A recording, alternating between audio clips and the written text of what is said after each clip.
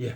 오늘도 디가 니까야에 관한 오늘은 이 두 번째 경 사문과경입니다. 사문과경. 사문과경이라는 게 무슨 뜻인가 했을 때 사문 이 사문이 뭐냐? 바라문하고 같은 말이 브라만. 그 인도의 계급 체제가 브라만, 커사트리아, 뭐 수드라 무슨 게 네 개가 있다 아닙니까? 부처님은 카스트라였죠. 왕족 위에 그 브라만, 뭐 제사장 뭐 이런 게 있지 않습니까? 근데 그러면 그 사무는 뭐냐 했을 때 그 당시 힌두교에 관해서 회의를 느끼고 출가하여 스스로 깨달음을 구하는 자, 이런 자를 우리가 사문이래요. 그래서 부처님도 사문, 꽃다마 이렇게 불렸어요. 깨달음을 추구하는 자니까. 그래서 사문. 그래서 이 오늘의 이야기는 그 마가국의 왕이 뭐라 하더라? 빈비사라라는 왕이 있었어요. 이 부처님의 이제 출가를 해갖고 오다가 빈비사라를 만났어요. 왕을 만나갖고 그 빈비사라 왕이 부처님의 홀쭉한 외모를 탁 보고는 이제 제안을 하죠. 그대가 여기에 머문다면은 내 영토의 2분의 1을 주겠다. 이 당시에 마가다국은 꽤 큰 나라였어요. 우리나라식으로 이야기하면 한 고구려쯤처럼 고구려 신라 백제 뭐 이런 나눴을 때 고구려가 더 크지 않습니까? 그는 어떤 큰 부족 국가였어요. 그러나 부처님은 자기 나라도 버리고 지금 깨달음을 얻기 위해서 나왔는 이 마당에 그 왕의 제안을 거절했죠. 하니까 이 왕이 하는 말이 그렇다면 그대가 깨달음의 길로 간다 하니까 나중에 깨치갖고 오면은 나도 좀 깨치게 해주시오. 그거는 나도 해줄 수 있다. 그래서 한번 헤어졌어요. 헤어지고 이제 부처님은 이제 깨달음을 얻고 그 불을 숭배하는 1200명의 제자를 만들고 그래가 그 제자들을 쫙 끌고 마가다국을 탁 왔어요. 오니까 마가다국 왕이 쭉 보니까 그때 그 사람이라. 그래갖고 그 중림사원 최초의 그 중림사원을 만들어갖고 거기서 1200명의 부처님 제자들이 머물도록 해줬다. 이게 빈비사라 왕인데 그 빈비사라 왕 밑에 아들이 하나 있었어. 아들 이름이 아사세. 이 아사세가 어떻게 태어났나 하면은 이 빈비사라에게 왕권을 물려줄 아들이 없었어요. 그래갖고 수도승한테 가서 물어보니까 저기 어디 가면 수도하는 도사가 있는데 그 도사가 죽으면은 당신 아들로 환생해 줄 것이다. 이렇게 됐어. 근데 이 빈비사라가 그때까지 못 기다리고 그 왕을 죽여버렸어. 그 수도원을 그 도사를 죽여버렸어. 죽이니까 그 바로 자기 아들로 이제 환생해서 태어났다. 이런 이야기. 근데 태어났는데 보이기는 점성술이 뚝 보니까 이놈은 크면은 자기 아버지를 죽일 상입니다.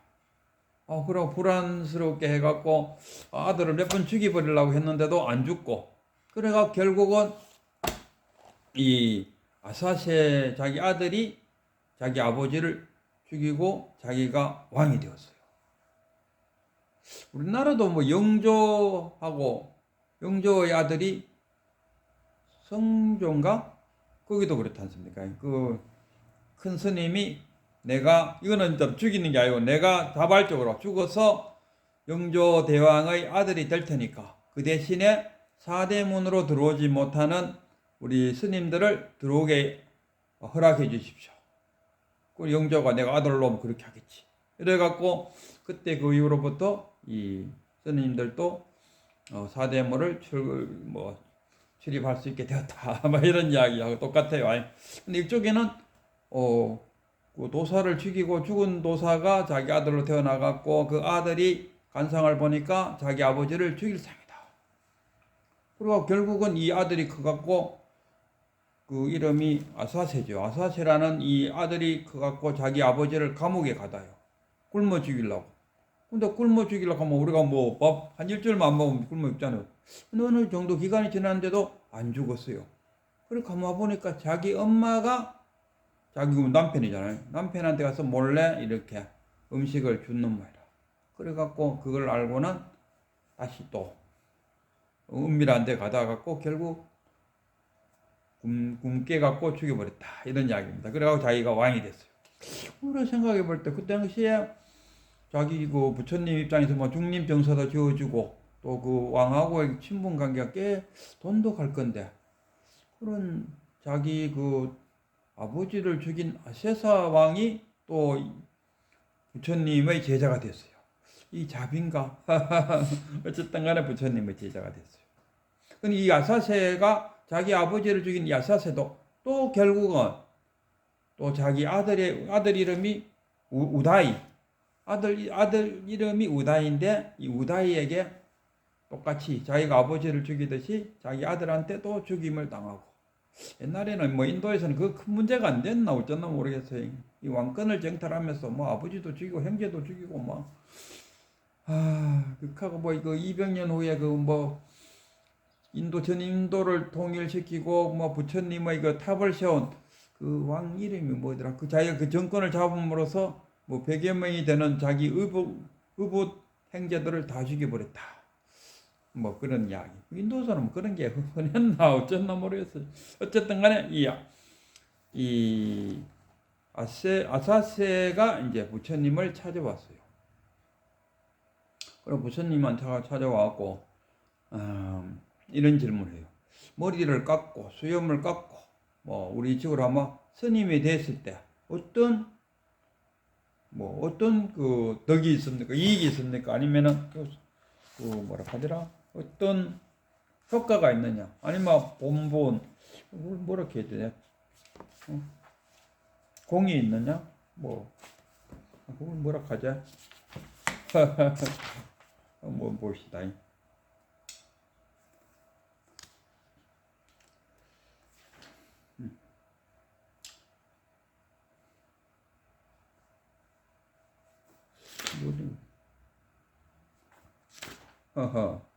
눈에 보이는 사문의 가보에 대하여 물었는데 눈에 보이는 사문의 가보. 그러니까 숙녀가 되었을 때 어떤 또 좋은 점이 있습니까?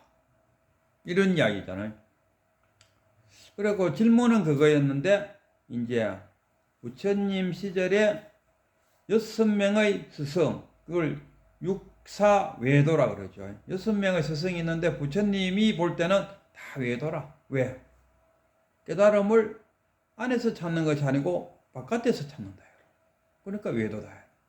그래갖고 그 이제 이 아사세 왕이 부처님한테 내가 6명의 그 육사외도를 다 만나봤는데 자기가 원하는 답을 구하지 못했다. 내가 뽕나무에 대해서 이야기하고 있는데 내가 뽕나무에 대해서 물어보는데 그 답하는 자들은 참나무에 관련되는 이야기를 하고 있더라. 이런 표현을 했어요. 스님이 되면 어떤 좋은 점이 있습니까? 이래 물었는데 엉뚱한 이야기를 했어요. 첫 번째가 누구냐 하면 진짜로 이 질문하고는 전혀 관계없는 이야기를 했어요. 육도 외도를 지금 설명하고 있는 이야기입니다. 키포인트는 이 뭡니까? 디가 니까야를 지은 사람의 의도대로 가자면은 그 6명의 육사 외도가 있는데 이 경 이름이 사문경입니다. 사문경. 사문 했을 때 사문이 뭐냐 했을 때 브라만교를 오세 그 식으로 하면 힌두교에 대해서 회의감을 갖고 그 힌두교의 그 계율을 따르지 않고 스스로 수행의 길을 찾아서 깨달음을 얻고자 하는 자. 그게 사문이다. 그래서 사문 고마타. 사문 부처님 뭐 이때 됐다 이거예요. 그래서 그 첫 번째 만났는 이 사람이 뭐 사람을 찔러 주기도 뭐 죄가 있고 업보가 있고 이런 거 없어. 그리고 우리가 흔히 말하는 거 인과 인연가지 않습니까? 인에서 연을 만나갖고 결과가 나온다. 인연간다. 그런 건 없다. 모든 것이 우연에 의해서 일어난다. 뭐 자비를 베푸고 보시를 한다 해서 복을 받고 뭐 누구를 찔러 죽긴다 해서 천벌을 받고 이런 거 없다. 재산이 생기고 안 생기고 뭐 부유하고 안 부유하고 뭐 이런 거는 다 우연히 생긴다 이렇게 이야기해요. 그래서 이 아사세 왕이 그 사문의 이야기를 듣고는 그래도 자기 영토 안에 있는 사문이니까 뭐 좋다 싫다 표시는 안 하고 일어서 그 자리를 일어서 왔고 또 어느 날 또 다른 데를 또 갔어요. 다른 데를 갔더니 이번에는 그 숙면론을 또 이야기하는 거야. 모든 것은 벌써 아마 정해져 있다. 결정되어 있다. 네가 아무리 노력해도 한번 결정되어 있기 때문에 부자는 부자로 살아갈 것이고 가난한 자는 가난한 살아갈 것이다. 이렇게 또 이야기합니다. 또 왕이 들어보니까 이건 대추나무를 설명 좀 해달라 하니까 사과나무를 설명하고 앉았네. 그래서 또 아무 말 없이 일어났다. 그 숙면론 하니까 우리 그 현대의 상담 심리학에서 유명한 프로이드 이론, 정신분석학 이론. 이 정신분석 프로이드가 이 정신분석학 이론을 만들었는데 가장 공격을 많이 받은 이유 중에 하나가 프로이드는 태어나서 5살까지 뭐 구순기, 학문기, 뭐 생식기 계산하면서 5세가 될 때까지 인간은 성격이 결정된다. 그 이후로는 바뀌지 않는다. 이게 결정론자거든요. 그래서 그 프로이드 이후에 많은 학자들이 새로운 이론을 막 개발해낼 때 가장 문제시 잡았던 것이 인간은 그렇게 결정될 수 없다. 인간은 항상 나아갈 수 있는 자신의 의지력이 있다고 프로이드의 제자들은 한결같이 자기 이론을 펼쳤을 때 결정된 인간은 아니다. 이거였어. 그리고 이제 그것도 또 그렇고 하고 이제 세 번째를 이야기한 게 인간은 4대 요소로 되어 있다. 이게 단견이죠. 지수합풍으로 뭐 요소로 구성되어 있는데 죽으면 아무것도 남지 않습니다. 이렇게 또 이야기. 아니 사문이 되었을 때 그 실질적인 어떤 효과가 있는지를 나에게 한번 보여달라. 그 부처님은 늘 그렇지 않습니까? 와서 보라. 내가 보여줄 수 있고 증명할 수 있는 것만 나는 말할 수 있다. 이러지 않습니까? 그런데 사문이 되었을 때 어떤 효과가 있느냐? 아니면 어떻게 사문이 되었을 때 뭐 행복한 삶을 산다고 증거가 무엇이냐? 그런 걸 보여달라 했는데 엉뚱한 이야기만. 그러니까 지금 말은 엉뚱한 이야기를 하는데 부처님 당시에 그 육사 외도가 추구하는 그 가르침이 뭐냐? 지금 그것을 지금 이야기하고 있다. 이런 이야기입니다. 그리고 세 번째 이야기. 네 번째는 지수화풍으로 되어 있고 또 뭐 다섯 번째는 또 뭐라 하나? 그 다섯 번째는 뭐 좀 설명하기가 좀 묘한데 불변의 법칙, 에너지 불변의 법칙하고 비슷해요. 사람은 사람의 숫자가 고정되어 있고 기회의 숫자는 기회의 숫자대로 이거 바뀌지 않는다. 행복은 행복의 불행도 그대로 되어 있다. 얼만큼 불행을 갖고 태어났냐, 얼만큼 행복을 갖고 태어났냐, 뭐 이런 식의 좀 황당한 이야기를 해요. 그것도 마찬가지로 뭐 사과나무를 설명해 돌까니 복숭아나무를 설명하는 것 같더라. 그 다음에 또 누구를 만났나 하면은 이제 회의론자. 뭐 회의론자가 누구냐 하면 목건년하고 그 당시에 부처님이 사라풋다. 목건년 사라풋다가 부처님의 왼손 오른손이었지 않습니까? 그분들이 여기에 스승을 모시다가 부처님 제자를 만나갖고 바로 부처님한테 기이해갖고 깨달음을 얻었다. 이 목건년하고 사라풋다 아닙니까? 그 스승인데 회의론자입니다. 그러니까 뭐 부처님이 사후에 어디 계실 건가 알 수 없다. 이 지구는 뭐 우주되고 뭐 이 세계는 영원한가 무한한가 알 길이 없다. 회의론자. 맞다고 할 수도 없고 안 맞다고도 할 수 없고 있다고도 할 수 없고 없다고도 할 수 없다. 이런 적인 회의론자. 그래도 가장 이 육도 외도 중에서는 그래도 가장 뛰어난 거죠. 뭐 이렇다 저렇다 하는 것보다가 회의하는 그 자체가 한 단계 위죠. 사후의 세계가 있습니까? 하고 물었다 아닙니까? 이 해이론자 이분은 있다고도 할 수 없고 없다고도 할 수 있고 있는지 없는지 뭐 말할 수 없다. 비슷한 그 부처님도 물었다 이가. 그러니까 무기로 하지 않습니까? 사후 세계는 있습니까? 했을 때 부처님은 그게 답변을 안 했어요. 답변을 안 한 거와 있는지 없는지 모르겠다 하는 거하고 거의 비슷하다 아닙니까? 그러니까 이 이론이 발전해 가는데 해이론에 들어갔다가 이 해이론에서 답을 딱 구하면은 부처님도 마찬가지라. 이 해이론에 빠졌다가 나는 답을 딱 구했다 이런 얘기. 그래갖고 이렇게 이제 육사외도에 관한 이 가르침에 대해서 쭉 이제 나열을 해놓고 그 아사세왕이 부처님은 사문이 되었을 때 어떤 인생을 살아가는 데서 행복하다는 것을 어떤 걸 직접 보여줄 수 있느냐 하니까 부처님은 나는 보여줄 수 있다. 이랬나. 그걸 한번 부처님께서 한번 보여주시오. 하니까 예를 들어 그대의 어떤 그 귀족에게 하인이 하나 있었다. 이 하인이 굉장히 순박하고 정직하고 당신이 그 귀족이 일어나기 전부터 일어나갖고 일을 하고 그 귀족이 잠들 때까지 일을 하다가 잠들고 이런 하인이 있었는데 이 하인이 어느 날 사문이 되었다. 수염도 깎고 머리도 깎고 해서 수행자가 되어갖고 한 소식을 했어요. 그러면은 한 소식을 했지만은 그대는 그러면 귀족은 옛날 하인이니까 그 한 소식한 사문을 들고 와서 너는 나의 그 하인이니까 지금부터 하인을 계속 해야 된다라고 말할 수 있느냐 했을 때 아닙니다. 그 수행자가 되었다면은 저는 당연히 수행자로서 예우를 갖춰주겠습니다. 그게 뭡니까? 그게 사문이 된 효과가 아닌가? 맞습니다. 그리고 또 부처님은 보여줬다 이거. 그래서 저도 이 사문경에서 도대체 육사외도 이 육사외도라는 말은 많이 들었어요. 도대체 육사외도가 무엇일까? 그러면 6명의 육사라는 게 6명의 스승이라는 이야기거든요. 사자가 스승 사자래요. 육사. 도대체 그럼 6개의 가르침인데 어떻게 이렇게 각자 다를까 했을 때 오늘 여기 사문경에서 그것을 분명하게 밝히고 있어요. 하나는 우연. 네가 나쁜 짓 하든지 착한 짓 하든지 그건 아무 관계 없어. 그냥 네가 돈이 많이 생기고 뭐 주택복권 당첨되고 로또 당첨되는 거는 그냥 우연하게 일어나는 거야. 뭐 네가 잘하고 못하고 그런 거하고 아무 관계 없어.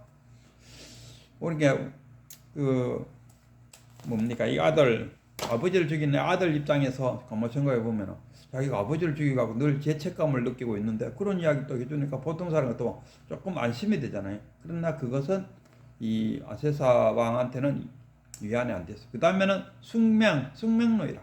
그거는 미리 한번 정해져 있었다. 네가 아버지를 죽인 것은 한번 네가 태어나기 전부터 한번 숙명적으로 그렇게 돼 있다. 이렇게 숙명론하고 그것도 아니다. 그 다음에 뭐 4대로 구성돼 갖고 몸이 죽으면은 다 흩어져 버려 갖고 그 다음에 아무것도 남지 않는다. 또는 뭐 해이론자 그런 식으로 육사외도가 그 사람들의 가르침이 무엇인가. 그러나 어느 한게도 그 이 아세사 왕이 질문하는 스님이 되었을 때 뭐가 좋아요? 뭐 우리식으로 표현하면 그거 아닙니까? 스님이 되었을 때 뭐가 좋아요? 뭐가 좋은지 지금 보여줄 수 있습니까? 이게 이 아세사 왕의 질문이었어요. 근데 그 육사외도들은 그에 대한 답을 못했죠. 그러나 부처님은 보라. 나는 보여주고 증명할 수 그러니까 늘 부처님 자신 있게 하는 게 와서 보라. 나한테 와서 보라. 이거 나는 분명히 보여줄 수 있고 증명할 수 있는 것만 이야기하겠다. 그래서 스님이 되었을 때 뭐가 좋아요? 이렇게 탁 물었을 때 비록 하인이었지만은 스님이 돼갖고 수행을 해서 다시 만났을 때 그 하인을 부르던 주인도 이 수행자를 함부로 대하지 못한다. 이기만 해도 얼마만큼 좋은 건가. 하인이 수행 끝하고 보니까 부처님의 제자 중에 우발이 존자 부처님의 10대 제자 우발의 존자가 누구였냐? 그 왕족들을 머리 깎는 이발사였어요. 그래갖고 왕자들이 자기한테 쭉 가갖고 머리를 깎고 그 금문보석을 그 이발사한테 다 우발이한테 다 줬어요. 네가 다 가져라. 우리는 이제 스님대로 간다 하고 쭉 갔어요. 우발이 존자도 가만히 생각해보고 있겠네. 그 귀족들도 뭐 내한테 보석 다 주고 가는 방법, 그거 참 좋은 근무이다. 나도 그러면 스님 해야겠다. 이래 됐어요. 그래갖고 다 집에 던져보고 부처님한테 쫙 갔어요. 근데 우발이 존자는 좀 무식하니까 뭐 절차 같은 거 잘 모르지 않습니까? 그러니까 바로 부처님한테 가고 부처님한테 굽복하고, 부처님 왜? 나도 부처님 제자가 되고 싶어요. 그래? 그럼 네 제자 되라 하고 바로 그 자리에서 머리 깎고 스님 만들어 버렸어요. 같이 그 머리 깎고 간 그 왕자들은 뭡니까? 이 어떻게 절차를 밟아갖고 스님이 된다는 거 안답니다. 그리고 가서 이제 스님의 상수 제자를 만나갖고 신고하고 그래갖고 뭐 저 해갖고 그래갖고 이제 머리를 딱 깎고 가보였기는 벌써 이 우발의 존자는 일주일 전에 벌써 한 스님이 돼 있어요. 자기들 선배가 돼 있더라 이런 이야기입니다. 비록 이발사였지만 자기를 머리 깎아준 이발사였지만 이 왕자들은 일주일이나 늦은 자기 선배가 되어 있는 우발의 존자한테 깍듯하게 선배 대우를 했다 이런 이야기. 그게 이 디가니까야. 그 신분 상승이 되겠죠. 그리고 누구야? 아사세 왕의 질문에 스님이 됐을 때 뭐가 좋아요? 이렇게 됐을 때 보여달라 이거라. 딱 보여줬다 아닙니까? 보여줬는데 못 봤습니까? 신분 상승이다. 우발의 존자가 부처님의 일개 이발사가 부처님의 10대 제자가 되었다 이거 아닙니까? 오늘은 뭐 전설 따라 삼천리 같은 이야기로 오늘 본문을 대신하겠습니다.